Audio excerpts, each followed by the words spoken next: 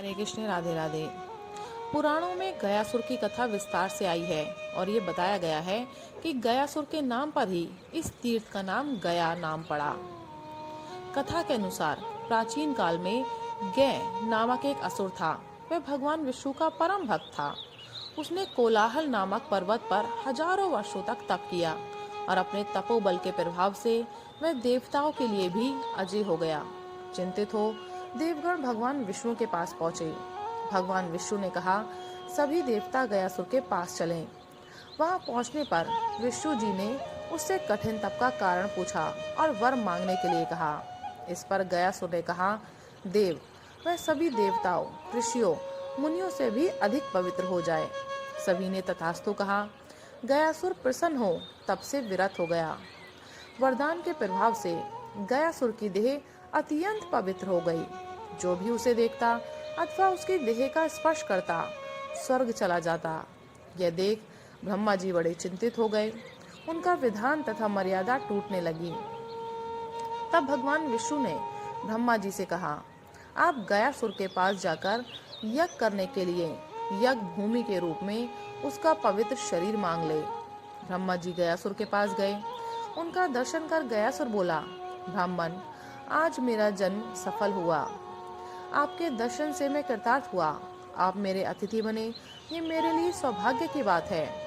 आप अपने आने का प्रयोजन बताएं।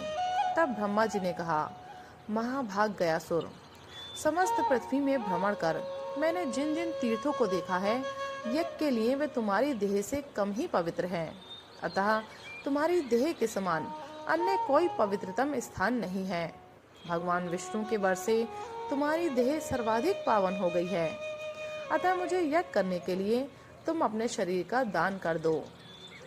गयासुर बोला, हे देव देवेश, आप हमारे शरीर के लिए प्रार्थना कर रहे हैं, यह हमारा धन्य भाग है।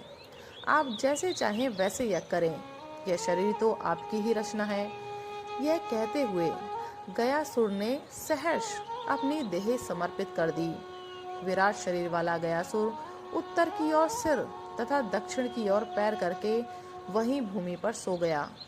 ब्रह्मा जी ने यज्ञ की सारी सामग्री तैयार की और उसकी देह के ऊपर यज्ञ अनुष्ठान होने लगा, किंतु गयासुर का शरीर हिलने लगा। ब्रह्मा जी ने धर्म से कहकर पवित्र धर्मशिला उसके शरीर पर रखवाई, फिर भी शरीर हिलता रहा। तब ब्रह्मा जी ने तथा देवताओं ने अपनी अभीष्ट सिद्धि न होते देख भगवान विष्णु का आवाहन किया। गदाधर भगवान विष्णु अपने लोक से तत्क्षण वहां पहुंच गए और वे उसके ऊपर स्थित हो गए तथा उन्होंने अपनी गदा के द्वारा गयासुर को स्थिर कर दिया। उस समय गयासुर ने वरदान मांगते हुए कहा कि जब तक पृथ्वी, सूरज, चंद्रमा, तारे आदि रहें, तब तक ब्रह्मा, विष्णु, महेश्वर आदि सभी देवता इस तीर्थ पर निवास करें।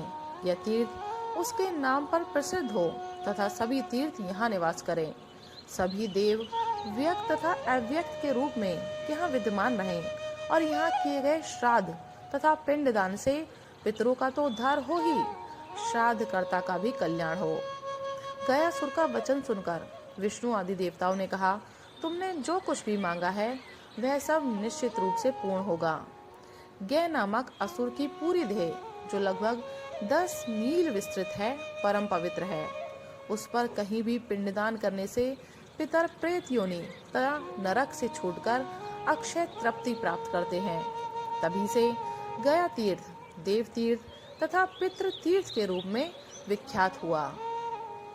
राधे राधे, हरे कृष्ण।